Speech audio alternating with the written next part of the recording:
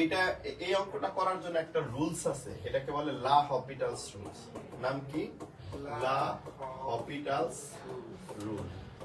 এই রুলস অনুসারে, এই লা হপিটালস রুলস অনুসারে কোন একটা ম্যাথের লিমিটের মান বসানোর পরে যদি 0/0 অথবা ইনফিনিটি এই ধরনের ফরম্যাট থাকে, তাহলে এরকম হলে হর ও লবকে অন্তরীকরণ করতে হয়। হর ও লবকে অন্তরীকরণ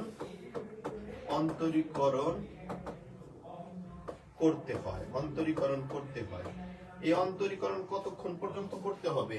যতক্ষণ পর্যন্ত ওই ফরম্যাটটা মানে নষ্ট না হবে, যতক্ষণ পর্যন্ত ওই ফরম্যাট মানে 0/0 বা ইনফিনিটি যতক্ষণ পর্যন্ত না হবে, শেষ না হবে, ততক্ষণ পর্যন্ত এই কাজটা আমাদের কি করতে হবে?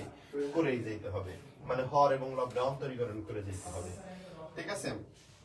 এই অন্তরীকরণ করলে ওই ফরম্যাট যখন ছেড়ে যাবে, তখন ওই ফাংশনের লিমিটের যে মানটা, সেই মানটা আমরা বসায় দিলাম, ওটা হয়ে যাবে। তো এখানে আমরা দেখতে পাচ্ছি 4 - x²। তোমাদের ডিফারেন্সিয়েশনের সূত্রগুলা যদি একটু মনে থাকে, দেখো d/dx যদি কনস্ট্যান্ট থাকে, এই সূত্রটা হলো এখানে d/dx কনস্ট্যান্টের ডিফারেন্সিয়েশন করলে কি হয়? আলটিমেটলি এটা হয় 0, তাই না? তারপরে d/dx x⁴n, এটা মনে আছে তোমাদের? n x⁴n-1 হয়, পাওয়ার সামনে আসে, পাওয়ার থেকে এক বাদ যায়। তারপরে d/dx যদি √x থাকে, এটা তোমাদের পড়াইনি আমি। যদি কোনো জায়গায় √x থাকে, তাহলে √x এর ডিফারেন্সিয়েশন করলে কি হয়? 1/2√x হয়। √x এর ডিফারেন্সিয়েট করলে কি হয়? 1/2√x হয়। তাহলে এরকম একটা ফরম্যাট আসতেছে, সেটা হচ্ছে 1/2√x।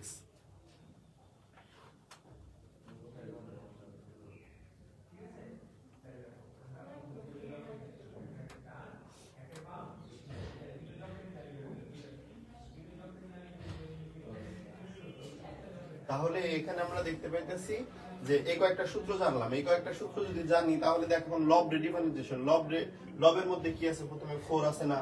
4 এর ডিফারেন্সিয়েশন করলে হয় কি? 0 না? এই যে এই সূত্র অনুসারে কনস্ট্যান্টের ডিফারেন্সিয়েট করলে 0, সেই লজিক অনুসারে এটা হয়ে যায় 0। আর x² এর ডিফারেন্সিয়েট করলে কি হয়? 2x হয় না? x² এর ডিফারেন্সিয়েট করলে 2x হয়। 3 এর ডিফারেন্সিয়েশন করলে কি হয়? 0 হয় না? এখানে √x আছে, তাহলে √x এর ডিফারেন্সিয়েট করলে 1/2√x হয় না? x এরকম হবে না? এরকম হইলো। এই যে এটা √x এর ডিফারেন্সিয়েট করলে 1/2√x, সেই ফরম্যাট লিখছি। এখন একটা এখানে ঝামেলা আছে, এটা এখানে কি √x আছে, মানে আমরা √x এর ডিফারেন্সিয়েশন করলে 1/2√x, কিন্তু এখানে √x নাই। x এর পরিবর্তে কি জায়গা আছে? x² + 5 আছে। ওই x এর পরিবর্তে যা থাকবে ওইটুকুকে আবারও ডিফারেন্সিয়েট করতে হবে। x এর পরিবর্তে যা থাকবে ওইটুকুকে কি করতে হবে? আবারও ডিফারেন্সিয়েট করতে হবে। তাহলে এই x এর পরিবর্তে কি আছে? এখানে x² + 5 আছে, এইটুকু ডিফারেন্সিয়েট করতে হবে। x² এর ডিফারেন্সিয়েট করলে কি হবে? 2x হবে। আর 5 এর ডিফারেন্সিয়েট করলে কি হবে? 0। তাহলে এই অংশটা কিন্তু লবের সাথে চলে যাবে।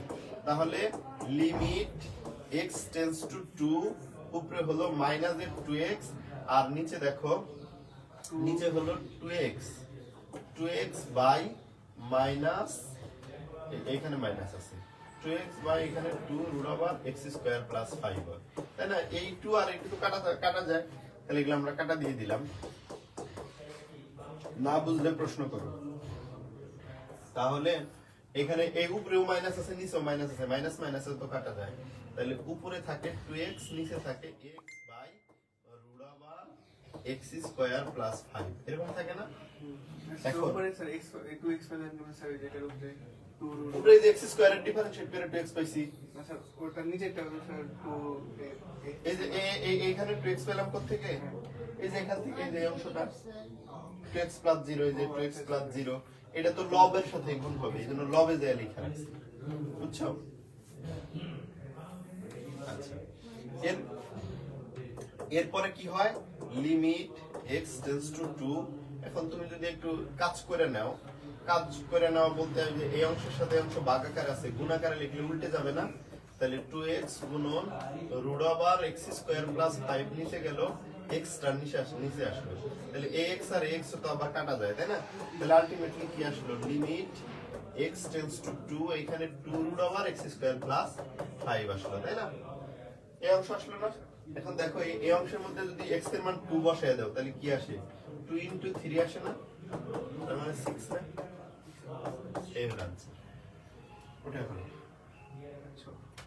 এটা আমরা লাহপিটালস রুল নামে যে রুলস আছে সেই রুলস অনুসারে করলাম। তাহলে লাহপিটালস রুল কিন্তু যেখানে লিখে দিছি এটা লিখবা, হর ও লবকে অন্তরীকরণ করতে হয় যতক্ষণ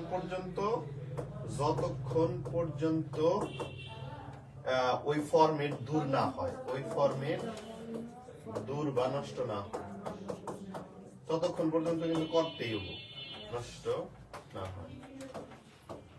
তাহলে হর ও লবকে অন্তরীকরণ করতে হয় কতক্ষণ পর্যন্ত? যতক্ষণ পর্যন্ত না ওই 0/0 বা ইনফিনিটি ফরম্যাটটা নষ্ট না হয়, ততক্ষণ পর্যন্ত কিন্তু এই কাজটা করেই যেতে হবে, ঠিক আছে? আচ্ছা,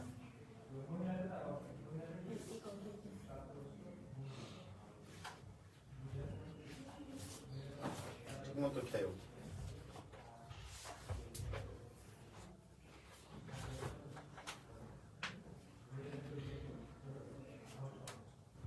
এই অধ্যায়টার সাথে ফাংশনের অধ্যায়ের খুব ভালো রিলেশন আছে, যদিও আমরা ফাংশন পরে নিই, ফাংশন পরে নিলে আরো ভালো হয়, কারণ আমরা ডিফারেন্সিয়েশন বা ইন্টিগ্রেশন যা করি কার আসলে অ্যাকচুয়ালি ডিফারেন্সিয়েশন এবং ইন্টিগ্রেশন করি মূলত আমরা কোন একটা ফাংশন, ঠিক আছে?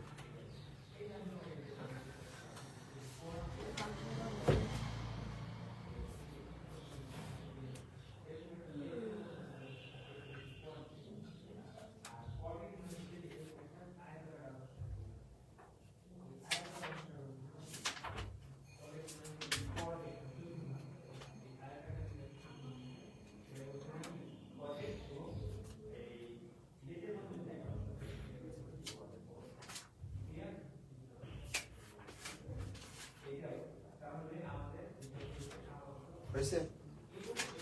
তাহলে আমরা এটা গ্রুপ 2 থেকে কত নাম্বার অঙ্ক করাইলাম? 5 নাম্বার অঙ্ক করাইলাম, তাই না? এইবার আমরা 6 করাইতে পারি। তো এই যে এটা যেটা করলাম এটা হচ্ছে লাহপিটালস রুল অনুসারে করলাম, এটা রুল ছাড়া আমরা স্বাভাবিকভাবেও করতে পারি।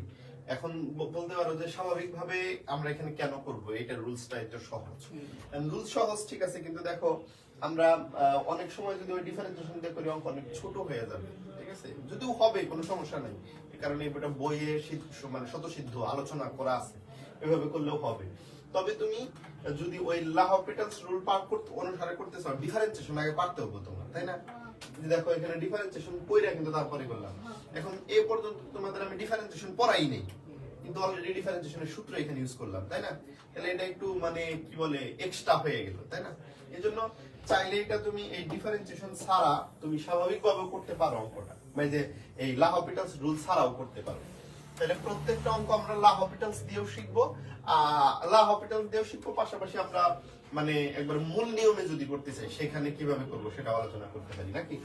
এখন মূল নিয়মের আলোচনা আমি কেন করতে চাই, কারণ হচ্ছে যেহেতু আমি এখনো ডিফারেন্সিয়েশন পড়িনি, হ্যাঁ, সে কারণে করতে চাই।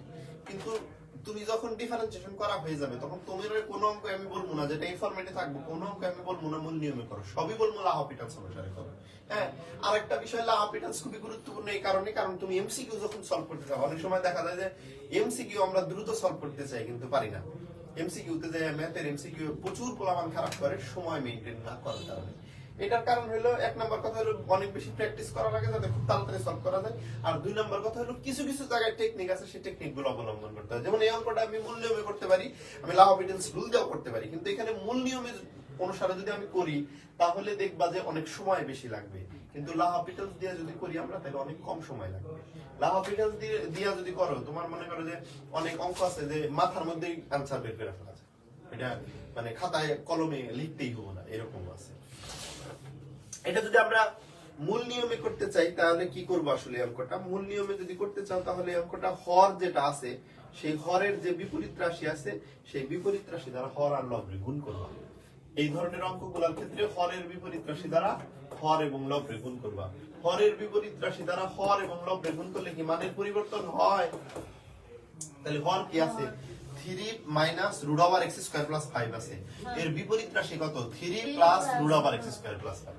মানে রুটের ভিতরে চেঞ্জ করা যাবে না, x স্কয়ার প্লাস 5 এই যে হরের বিপরীত রাশি হ্যাঁ হ্যাঁ এটার বিপরীত রাশি 3 প্লাস আমি হরের বিপরীত রাশি বলছি হরের বিপরীত রাশি দ্বারা হরলব গুণ করবা তাহলে 3 minus root over x square plus 5 into 3 plus root over x square plus 5 তাহলে আমরা এটা কি করছি হরের বিপরীত রাশি দ্বারা হর এবং লবকে গুণ করছি এরপরে যেটা করব এরপরে দেখো নিচে সূত্র হইছে কার সূত্র হইছে a plus b into a minus b সূত্র হইছে তাহলে a square minus b square root over x square plus 5 তার হোল স্কয়ার আর উপরে কি দাঁড়াবে উপরে যে অংশটা দাঁড়াবে সেটা হচ্ছে এটা তাহলে উপরের অংশে তো কিছু করা যাচ্ছে না আমাদের তো এটা যা আছে তাই রাখি 3 plus root over x square plus 5 গুণ করলে আরো কঠিন জিনিস আসবে গুণ নাই করলাম নি উপরে লিমিট x টেন্ডস টু 2 দেখো এখানে 9 মাইনাস এর রুট আর স্কয়ার কাটা যায় তাহলে মাইনাস x স্কয়ার মাইনাস